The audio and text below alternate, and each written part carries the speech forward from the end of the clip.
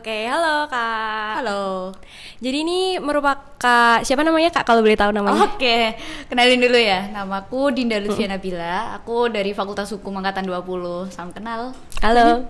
Aku Lintang Kak dari Filsafat 21. Oke, halo.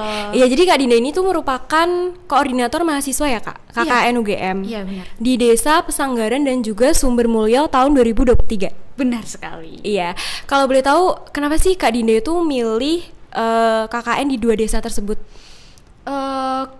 Desa Pesanggaran sama Desa Sumber Mulyo itu tuh ada di Kecamatan Pesanggaran. Namanya itu sama kayak nama desanya ya, Desa Pesanggaran, Kecamatan Pesanggaran di Kabupaten Banyuwangi. Aku mau cerita flashback dulu. Iya, boleh. Flashback boleh, dulu boleh. gitu. Jadi dulu tuh aku dapet informasi terkait KKN di Banyuwangi itu dari DPL-ku. Dimana DPL-ku ini sebenarnya juga pembina UKM. Jadi aku tuh join di UKM unit fotografi gitu. Nah itu ketika ada suatu kegiatan gitu, ini pembinaku itu kenalan dulu ya. Pembinaku namanya Prof. Harno Dwi Pranowo, itu dosen dari Fakultas MIPA. Nah, beliau menawarkan kalau misalnya ada yang mau KKN di Banyuwangi, itu saya merupakan DPL di Banyuwangi gitu. Nah, dari situ saya mulai tertarik nih. Di Banyuwangi ada apa gitu. Nah, di Banyuwangi aku mulai search. Banyuwangi itu banyak banget destinasi wisata.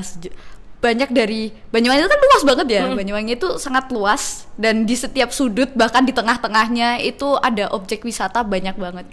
Yang paling menarik di Banyuwangi itu kan komoditas utamanya ada buah naga. Nah, buah naga di Banyuwangi itu dikasih lampu. Buah naga dikasih lampu. Iya, buah naganya dikasih lampu. Jadi petani di sana itu punya inovasi. Mereka memberikan cahaya kepada buah naga untuk memancing buahnya itu agar keluar lebih cepat. Jadi mereka panennya itu bisa lebih banyak gitu. Oh, dalam setahun atau berapa bulan panennya buah naga di sana Kak? Biasanya dalam hitungan bulan sih untuk buah naga. Tapi kalau tumbuh dari kecil itu lama. Tapi kalau udah tumbuh besar terus berbuah itu hitungannya beberapa bulan gitu. Nah, lampunya di sini itu nyalanya biasanya pas malam. Nah, di sana Banyuwangi kalau kamu lihat langitnya malam-malam itu pasti warnanya lebih merah daripada di Jogja sendiri. Padahal itu bukan kota metropolitan gitu. Jadi kalau kamu ngelihat ke langit di Banyuwangi itu langitnya warna merah kayak senja terus gitu. Itu merahnya tuh kayak merah ini atau merah yang senja. Merah senja. Iya, merah cantik gitu. Itu berarti merahnya tuh karena lampunya atau emang karena hal lain?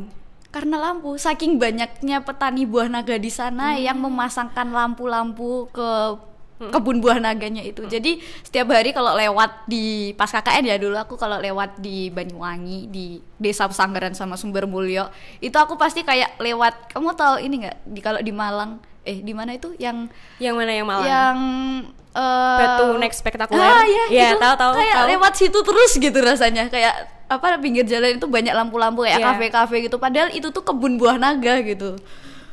Oh, jadi kebun buah naga rasanya tapi kayak city like kota gitu. Benar sekali. Itu lewatnya tuh harus dari atas bukit atau enggak? Lewat dari jalan aja. Jalan biasa iya, aja. Jalan biasa aja. Terus di pinggir-pinggir ketika ada kebun buah naga itu pasti terang banget.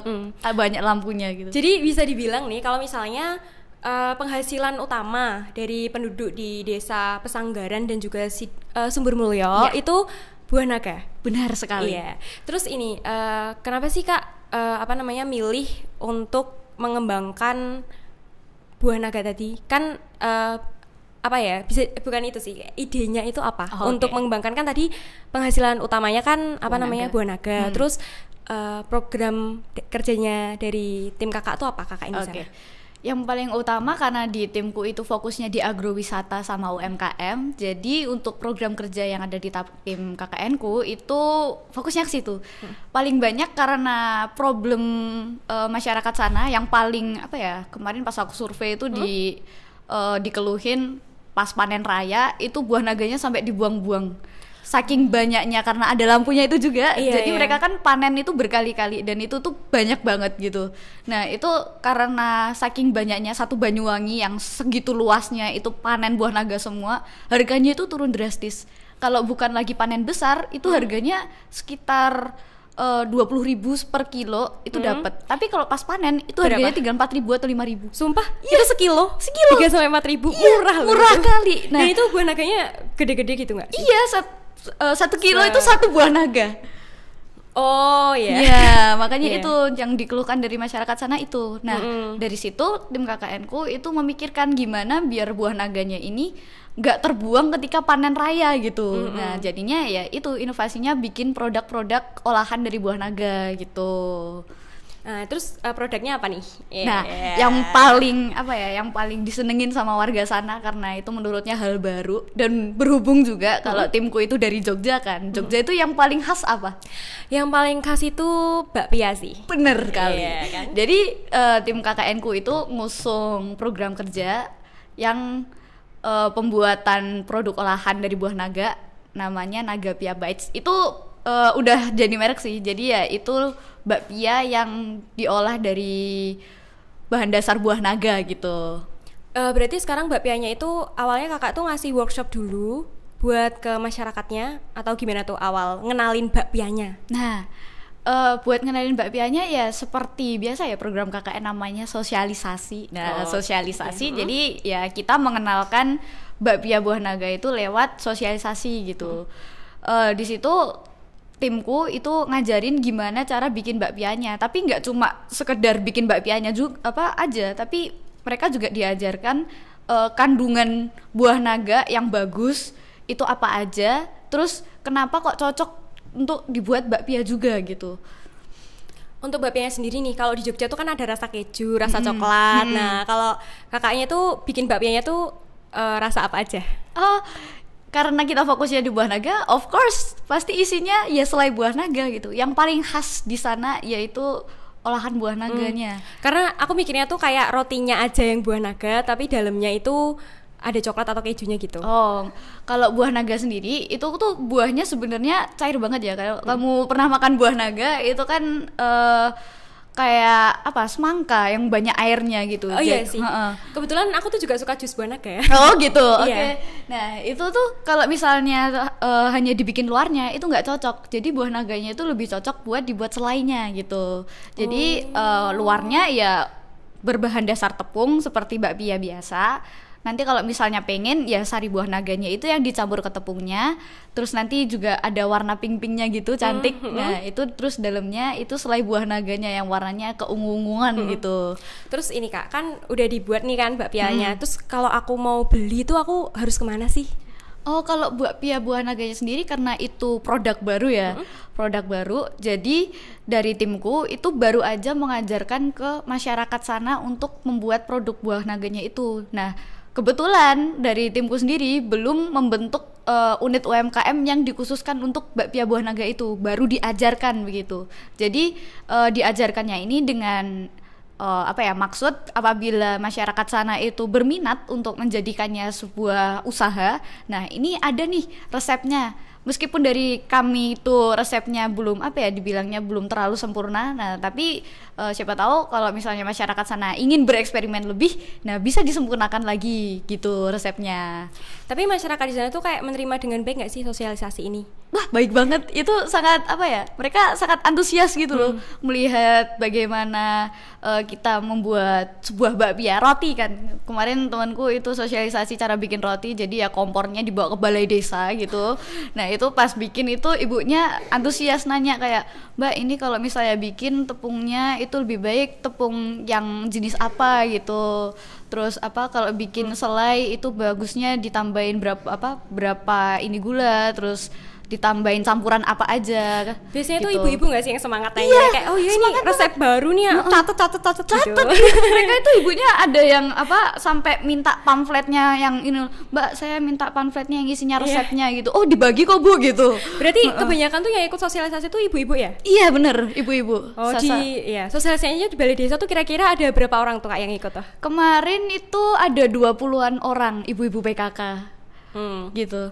Terus kan ini udah KKN di 2 desa nih, Pesanggaran sama Sumbermulyo. Terus kakak juga cerita kalau misalnya ini mereka tuh mata pencarian utamanya itu buah naga. Sampai bisa lihat city light, langitnya bagus banget. Terus pengalaman yang paling berkesan tuh apa? pengalaman yang paling berkesan di aku itu ini, karena aku dari UFO ya. Aku dari UFO itu sebenarnya juga ada program kerja yang aku ikut bawain ke tim KKN, itu namanya ekspedisi. Ekspedisi itu di timku itu kami kayak menjelajah lokasi-lokasi lokasi-lokasi pariwisata yang sulit, masih aksesnya masih sulit gitu. Nah, jadi di saat itu ada program ekspedisi ini lagi ngeproker lah istilahnya, lagi ngeproker itu ke destinasi Wedi Ireng. Wedi Ireng itu pantai Wedi Ireng.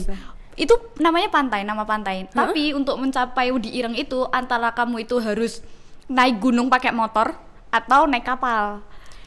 Naik gunung pakai motor, trekking lah, trekking pakai motor, atau naik kapal.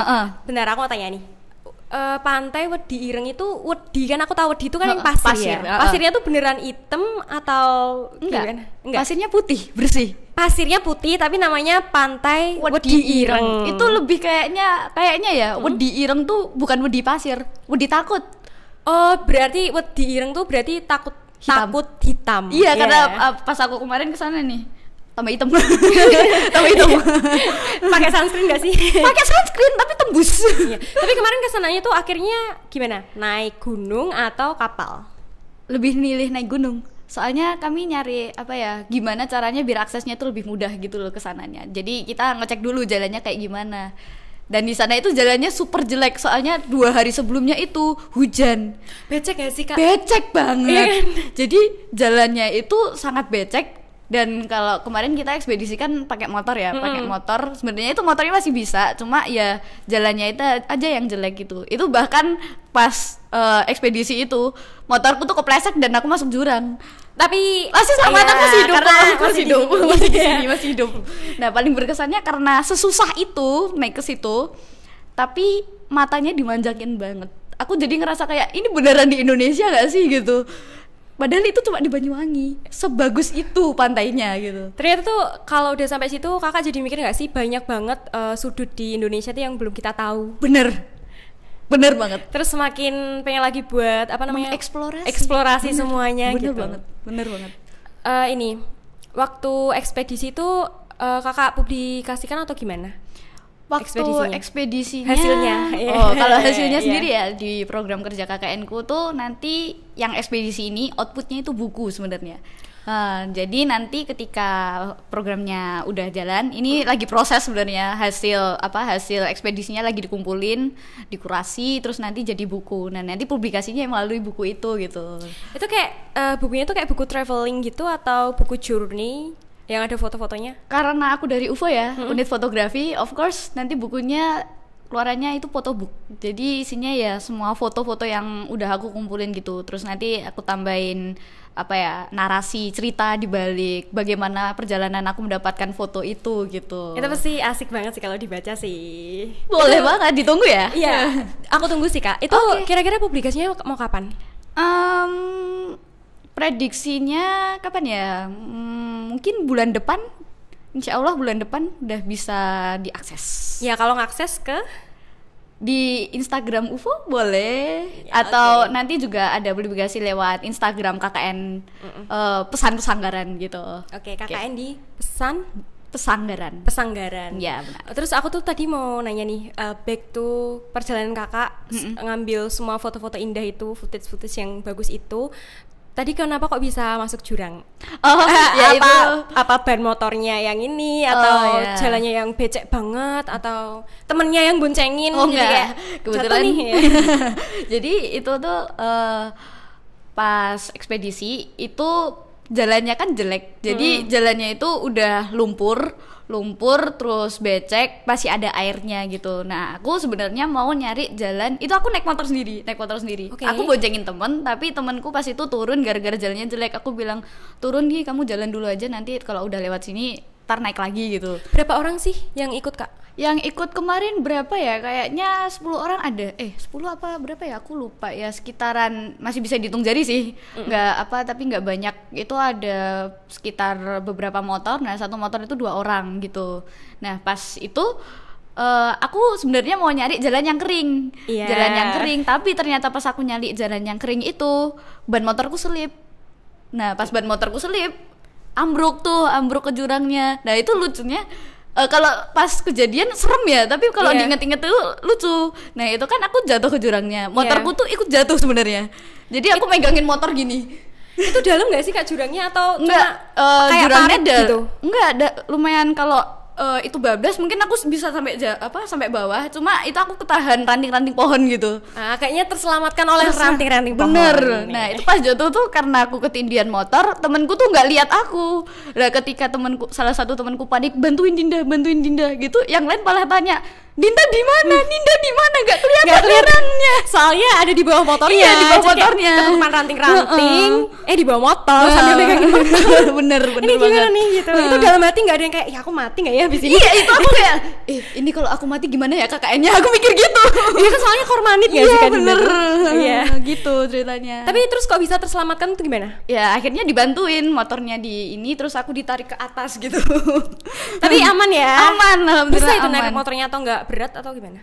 Ya karena kan ada banyak tuh yang bantuin motornya ya. Jadi motornya itu belum terlalu masuk jurang, itu bannya masih di di jalan. Cuma motornya aja yang kebalik gitu. Iya, Masih iya. aman. Iya. Kebayangin sih. Ada kayak motor yang ada ranting-rantingnya terus Iya. kayak ya ampun gitu. Tapi selamat ya. Selamat, karena ada di sini alhamdulillah. sekarang. Benar Kalau- kali. iya. Iya. Terus ini kalau mau diminum boleh? Oke. Iya, kalau habis. Break minum dulu, kayak kita ngobrolnya udah panjang nggak sih? ini? Udah panjang. Terus aku boleh cerita dikit gak? Iya. Cerita dikit. Sebenarnya pas ekspedisi, karena Banyuwangi itu kan identik sama Alas Purwo nih. Iya, itu Di Alas Purwo ini ada kejadian yang cukup cukup unik. Jadi ya di situ tuh kayaknya pertama kalinya sih. Kan aku bukan orang yang gimana-gimana ya, tapi pertama kalinya itu Serem aku nih. melihat sesuatu di situ gitu. kelihatan Kak? Kelihatan. Atau emang pertamanya tuh bisa lihat atau Enggak, aku bukan orang yang bisa lihat, bukan orang yang bisa ngerasain juga, tapi pertama kalinya di situ aku bisa melihat gitu. Nah, itu pengalaman yang menurutku cukup aku nggak bakal aku dapetin kalau aku nggak ke Banyuwangi gitu.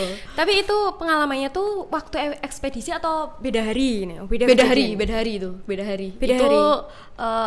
Setelah setelah kemarin kan timku kedatangan Bu Rektor kemarin. Bu Rektor yang mau ngecek terkait bakpia buah naga itu. Nah, itu kan udah sekitar 2 minggu sebelum kepulangan dari KKN. 2 minggu sebelum kepulangan. Nah, itu kayak program-program kerja yang lain udah dijalanin, udah mulai kosong. Terus kayak mikir ekspedisi terakhir kemana ya gitu. Ini agaknya mau eksplor lagi nih. Mau explore lagi mumpung masih ada Iya. waktu gitu. Itu berarti setelah ke Wedi Ireng. iya, setelah ke Wedi Ireng. Terus kayak penasarannya apa lagi nih yang bagus? apalagi ini yang bagus gitu. Ya, lanjut aja Kak. Oke. Ya, Nah, terus ya di situ ya akhirnya pilihan terakhirnya di Alas Purwo gitu. agaknya menantang ya ini. Karena kan kita mikirnya Alas Purwo apa? Ternyata kan kemarin Bu Ova, Bu Rektor itu ketika datang itu jadwalnya di Banyuwangi itu nggak cuma di Pesanggaran aja gitu, termasuknya di kota ketemu sama Ibu Bupati, terus akhirnya ke Pesanggaran, terus setelah itu ke Alas Purwo juga Bu Ovanya. Nah jadi kami kan penasaran, emang di Alas Purwo ada apa kok Bu Rektor ke situ gitu. Nah ketika situ temanku kan ada nih yang satu tim sama aku itu anak asli Banyuwangi, itu bilang kalau Alas Purwo itu memang ada banyak destinasinya, apalagi pantainya itu bagus-bagus gitu. Nah di Alas Purwo ya udah kita nentuin oke, ekspedisi terakhir ke Alas Purwo gitu.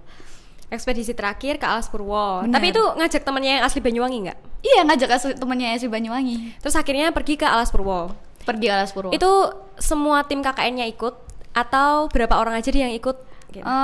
Kalau kemarin kita keputusannya ke yang mau aja, karena kan ya stereotip ya, namanya stereotip kalau ke Alas Purwo ada apa gitu ya, yang punya keberanian dan niat aja gitu, kayak yang mau istirahat setelah kegiatan padat ya nggak apa-apa gitu, masih istirahat sebelum pulang lah gitu.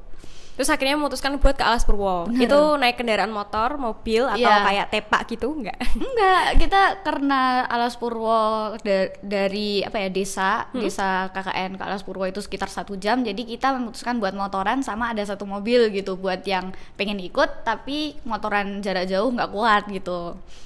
Terus akhirnya berangkat Ada sama mobil sama motor gitu. motornya berapa? Motornya kemarin kita bawa 5 apa ya? 5. Terus ini Kak, kan tadi ngajak juga temennya yang dari Banyuwangi. Itu kalau mau masuk ke Alas Purwo tuh kayak ada pantangannya dulu nggak? Atau nggak ada? Pantangannya ini sih ya kayak pantangan ke tempat-tempat yang belum pernah kita datengin. Jangan berkata kasar, terus pikirannya dijaga, unggah-ungguhnya dijaga, kayak gitu. Terus kalau mau masuk ke Alas Purwo nih, kan biasanya kalau kita tuh ada yang kayak, oh kalau mau lewat jembatan itu harus klakson 3 kali. Nah, kalau di Alas Purwo tuh ada nggak sih harus klakson dulu atau ngedipin Enggak. lampu motor? Soalnya di Alas Purwo itu sangat apa ya? Sangat masih hutan banget. Satwa-satwa di sana itu nggak dikerangkeng. Jadi mereka itu dibiarkan liar. Kalau misalnya nanti malah ngeklakson atau ngelampu, itu malah mengganggu mereka. Kalau mengganggu mereka, entah mereka malah nyerang kita ya. atau mereka malah kayak keganggu gitu. Jadi ya pantangannya nggak usah kayak gitu, nggak ada pantangan harus klakson 3 kali Nggak buat ada. apa ya, ngasih sinyal. Ya, atau enggak bisa itu kan klakson 3 kali buat ngasih salam. Enggak, ya kalau salam ya assalamualaikum aja. Oh, Atau iya. kalau di sana kental sama Buddha Hindu ya Om Swastiastu gitu. Oh, di Alas Purwo kental sama budaya Hindu. Iya, kalau di Banyuwangi itu masih kental. Kayak apa kemarin juga pas Galungan itu masih banyak yang apa ngerayain gitu. Jadi ya nggak beda jauh sama Bali sebenarnya Berarti Banyuwangi. banyak ini nggak sih apa namanya yang dipasang di depan rumah, pagar rumah tuh apa? Apa pura? Janur. Janur. Iya banyak Iya. pas Galungan itu banyak banget di sana kayak gitu. Oh, karena ini nggak sih Banyuwangi itu deket banget sama Bali. Iya. Ya kan kalau mau nyebrang ke Bali tuh bisa gitu. Bisa. Terus kan tadi kakak bilang kalau misalnya di Alas Purwo tuh banyak satwanya. Iya. Dan yang masih asli nggak dikerangkeng gitu. Iya. Kira-kira tuh satwanya tuh ada singa nggak sih? Ada Harimau. singa. Harimau singa ada. Beneran ada. Beneran ada. Lihat sendiri kak. Oh, kalau lihatnya enggak. Enggak. Kemarin yang paling sering aku lihat tuh rusa. Oh. Jadi pas cakep tuh. Iya, cakep. Jadi pas kesana itu kayak kan biasanya rusa kalau kita lihat di apa ya, Film-film. kebun binatang, Eh. kebun binatang. Oh, kebun Kan binatang. ya apa rusa ini di dalam pagar gitu. Tapi enggak, itu kayak di depan mata kita jalan lewat gitu rusa. Itu bisa boleh dikasih makan atau enggak sih? Baiknya nggak usah dikasih makan. Oh, Soalnya kalau kita kasih ngikutin. makan nanti ya mereka kayak ini manusia biasanya ngasih makan, kita nggak usah cari makan sendiri gitu. Dan di sana pun sebenarnya banyak monyetnya. Soal kasih makan nih banyak monyet. Nah monyetnya tuh kayak nungguin kita gitu, jadi mereka itu nungguin orang ngasih makan di depan kita gitu. Kayak ya siapa yang nggak takut sih gitu. Ini nggak sih berarti tuh banyak kendaraan tuh yang berhenti di tengah Alas Purwo cuma mau lihat ngasih makan monyet atau rusa? Nggak ada. Kalau di Alas Purwo itu nggak kayak taman safari ya. Jadi kalau jalan ya jalan aja. Kalau mau parkir aja. Nggak ada kendaraan yang bisa langsung lihat satwa gitu, enggak. Jadi ya kita lihatnya okasional aja. Kalau misalnya hewannya lewat situ ya kita bisa ngeliat. Kalau enggak ya udah gitu. Berarti pernah ngasih makan monyet? Lebih kayak makananku diambil monyet sih. Kok bisa? Apa kacanya itu diturunin atau enggak? Karena kan di situ kita nginep sehari itu, nginep di penginapan gitu. Nginep di Alas Purwo. Benar. Oke, nanti Nginep di Alas Purwo. berarti ngelihatnya waktu di penginapan. Benar sekali. Ya, ini boleh nih langsung ke penginapan nih. Oke, jadi di situ tuh ada namanya Pantai Triangulasi di Oke. Alas Purwo. Baru itu tuh kayak pantai yang paling paling ujung sebelum masuk banget ke Alas Purwo itu namanya ada Pantai Triangulasi. Itu pas datang di situ itu udah lumayan sore, udah sekitar jam 4-an lah. Jam setengah 5. Jam setengah 5 udah mulai turun mataharinya di Pantai Triangulasi itu kayak real kamu ngelihat matahari itu masuk laut. Iya. Nah, itu pasti bagus banget nggak sih? Bagus banget. Jadi pengen. Coba aja nanti kalau KKN di Banyuwangi kan Iya. tahun depan kamu KKN kan? Nah, Iya, boleh. Gitu. Terus lanjut dulu nih Kak ceritanya. Nah, jadi di situ juga ada penginapan namanya penginapan Villa Triangulasi apa ya? Aku lupa namanya. Nah, di situ dekat sama pantainya sebenarnya. Kalau kamu misalnya keluar penginapan terus jalan sekitar 3 menit itu udah sampai ke pantainya. Nah, di situ kalau siang sama pagi itu banyak banget monyet. Nah, karena kita tuh otomatis kan bawa makanan ya dari desa sebelum ke Alas Purwo banyak makanan kayak jajanan pasar, terus snack gitu banyak. Nah, itu tuh ada salah satu temanku yang ngasih makan monyet sekali, katanya udahlah nggak apa-apa biar nanti mereka nggak kesini lagi. Coba-coba lah, tapi ternyata mereka bawa temen gitu. Monyetnya? Iya, monyetnya bawa temen banyak. Jadi kayak kita keluar penginapan itu monyet semua isinya. Agaknya pasukan monyet. Pasukan monyet, mereka datang semua. Iya, mereka minta makanan nih. Minta makanan gitu. Jadi temennya kakak tuh sebelumnya tuh ngasih makan satu monyet. Iya. Terus habis itu monyetnya balik lagi. Iya. Bawa pasukan gitu. Terus gimana tuh kak? Akhirnya dikeroyok monyet atau yaudah kita kasih semua makanan kita yang penting kita selamat? Oh enggak. Jadi ya biarkan, kan kita habis makan ya biarin mereka kayak ngambilin sisa-sisa makanan yang udah kita makan gitu. Terus ya ketika kita mau keluar karena monyet-monyetnya juga udah selesai makan, ya kita kayak memberanikan diri kayak sana gitu. Tapi mau pergi? Iya, mau pergi gitu. Oke, jadi aman ya. Aman. Selamat. Kalau nggak selamat nggak di sini sih. Iya bener. Terus ini kan tadi udah ngasih makan monyet, terus lanjut ke malamnya berarti nggak sih? Iya malamnya. Itu yang waktu horor-horornya nggak sih? Itu. Jadi kan di Alas Pura itu sama sekali nggak ada sinyal. Oh, berarti sinyal apapun itu minim. Jadi kamu dapat sinyal itu pas di pantai doang. Tapi kalau di desa tempat kakak KKN tuh ada sinyal kan? Aman kok. Aman. Tapi yang nggak aman ketika ke Alas Purwo. Iya, ke Alas Purwo itu nggak aman. Itu sinyalnya hilang. Jadi karena di penginapan itu ada meja resepsionis, nah wifi-nya tuh ada di situ. Tapi dari kamar itu jauh. Jadi kalau misalnya mau nyari wifi itu harus keluar. Nah kebetulan itu jam 11 malam aku dapet chat dari temanku bilang, Din besok jam 9 pagi KRS-an. Oh itu biasanya awal Agustus gak sih? Iya, maka itu kan udah awal Agustus gak salah. Itu kayak seminggu, enggak sampai seminggu, 5 hari sebelum kepulangan KKN. Jadi aku kayak, waduh, aku di Alas Purwo nih, masa KRS-an di Alas Purwo gitu. Terus ya karena besoknya jam 9 itu harus KRS-an, nah itu malam itu aku harus nyusun jadwal. Karena di Fakultas Hukum kan dari semester 1 sampai akhir itu tuh aku ngebar terus gitu. Jadi kan rebutan. Takut gak sih? Takut udah semester akhir kalau nggak sampai kelas gitu. Nah itu makanya kayak pas aku nyari wifi itu tengah malam, jam 11 malam mau jam 12 itu aku kan nyari wifi itu sambil nyusun jadwal, diganggu tuh. Itu nyari wifi-nya waktu di tempat resepsionis? Enggak, aku nyari wifi-nya di depan kamar gitu. Oke, jadi ini aku mau tanya nih kak sebelumnya biar aku bisa kebayang nih. Itu kayak tempat penginapannya itu kayak rumah biasa atau resort gitu bentuknya? Kalau tempat penginapannya itu lebih kayak asrama ya. Jadi itu banyak kamar-kamarnya gitu. Tapi juga ada satu bangunan yang itu isinya 3 kamar, 1 dapur dan juga 1 kamar mandi gitu. Dan kebetulan di situ tuh masih ada tempelan tulisannya gitu. Ada Dr. Ari Sujito gitu. Terus aku kepikiran, loh kemarin katanya rombongan rektorat mau ke Alas Purwo, nginepnya di sini juga ternyata. Di tempat yang gitu. sama. Aku mikirnya aman ya. Aman nih kayaknya nih gitu kan. Nah pas itu karena di situ tuh sinyalnya jelek dan aku harus menyusun jadwal buat KRS-an besok paginya.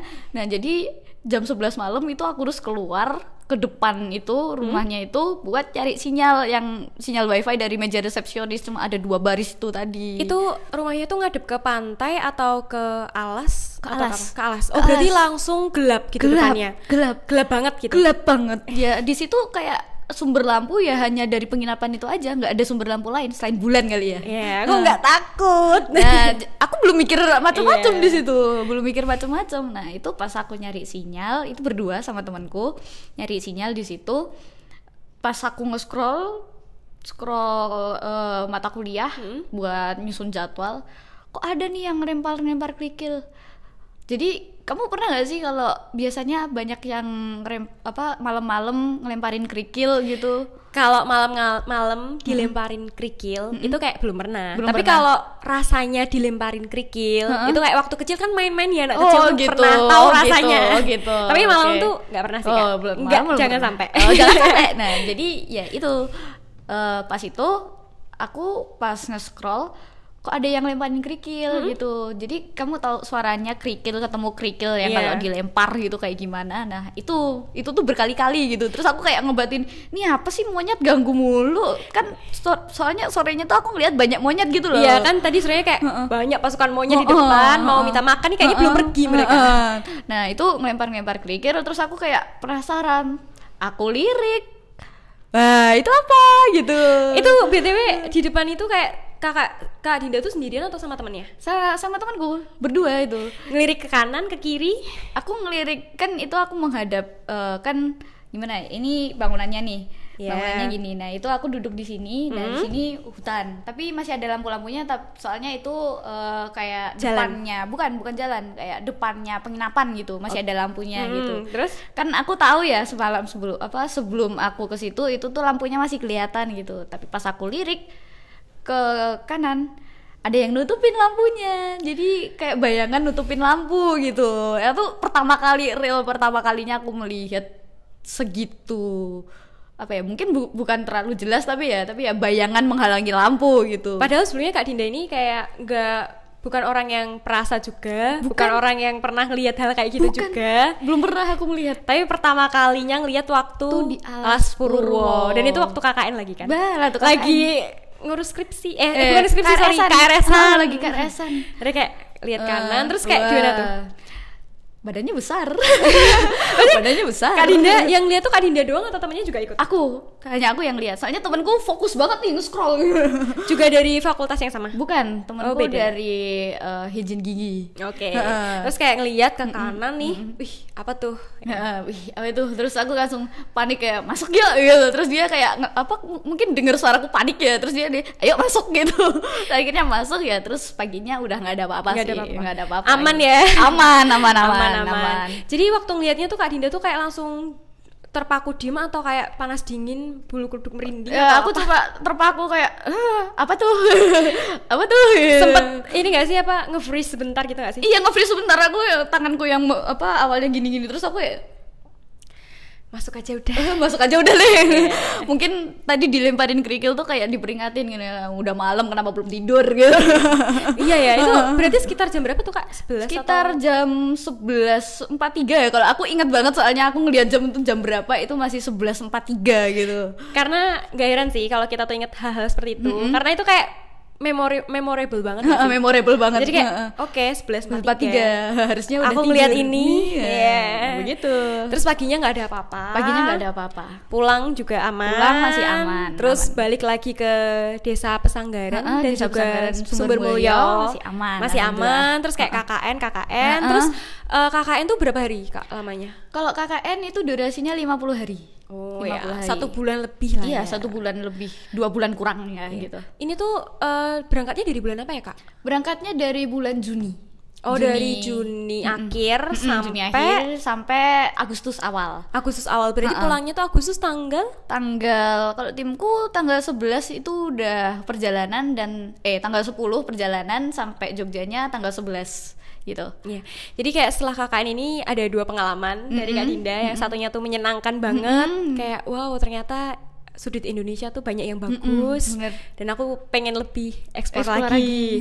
Terus ternyata waktu KKN ke Banyuwangi masuk ke Alas Purwo, tiba-tiba diliatin kayak gitu. Gitu. Terus kan Kak Dinda tuh cerita KKN-nya tuh kayaknya seru ya. Ini kan di masih area Pulau Jawa. Kalau misalnya nih Kak, aku kan tahun depan KKN. Kalau aku mau KKN di tempatnya Kakak ya, itu kira-kira bisa nggak? Maksudnya ngelanjutin prokernya? Masih bisa, soalnya di timku sendiri itu ada program yang mengusung master plan. Jadi di Pesanggaran itu sangat berpotensi untuk jadi desa wisata gitu. Untuk kemarin dari timku sendiri baru buat master plan-nya, belum pelaksanaan pembuatannya gitu. Jadi di desa Pesanggaran itu sendiri masih lingkup lingkup Kecamatan Pesanggaran, belum lingkup Banyuwanginya. Itu banyak banget destinasi wisata yang berpotensi untuk dikembangkan gitu. Nah jadi timku karena itu juga request dari pihak desa itu membuatkan master plan desa wisata gitu. Jadi nanti kalau misalnya ke depan mau diadain KKN lagi, mungkin master plan-nya itu bisa dijalankan gitu. Yang master plan-nya desa wisata. Iya, desa wisata. Jadi kalau misalnya aku mau KKN di Pesanggaran, itu aku evaluasinya mungkin dari kakak itu ada nih kita master plan buat desa wisata, itu bisa dikembangin lagi. Bener gitu, buat teman-teman. Terus mungkin kalau evaluasinya ya lebih berbaur ke masyarakat aja gitu. Jadi untuk KKN itu sebenarnya karena kita itu targetnya ke masyarakat, ya bagaimana kita bisa berkomunikasi langsung dengan masyarakat gitu, tanpa harus melalui pihak desa ataupun tanpa harus kita chat-chat lewat WA gitu. Jadi lebih mending kalau misalnya ada acara warga itu kita ikut sekalian nimbrung gitu. Dengan cara kita nimbrung kita bakal lebih gimana ya, mengenal masyarakat lebih apa ya, lebih gampang gitu. Jadi kalau misalnya kita nimbrung ya kita ngobrol nih kan sama masyarakat. Nah, kita dapat informasi, terus dapat mungkin ajakan juga. Lebih enaknya lagi kalau dapat makan gitu. Jadi menghemat budget nih gitu. Tapi biasanya kalau kita pergi ke tempat warga desa atau acara warga desa itu pasti disuguhin. Iya sih, Iya kan? benar sih. Nah, jadi ini juga iya. gitu. Jadi kalau aku mau KKN ke Banyuwangi itu bisa banget dengan ngembangin tadi master plan yang soal desa wisata. Bener kali. Ya oke. Jadi kayak makasih Kak Dinda atas ceritanya soal KKN di Desa Pesanggaran dan juga Sumbermulyo. Tahun ini itu sangat mengesankan sekali. Mengesankan. Karena ada 2 pengalaman yang seneng dan juga serem. Iya, makasih banyak ya Kak Dinda. Oke, sama-sama. Kita selamat. Oke.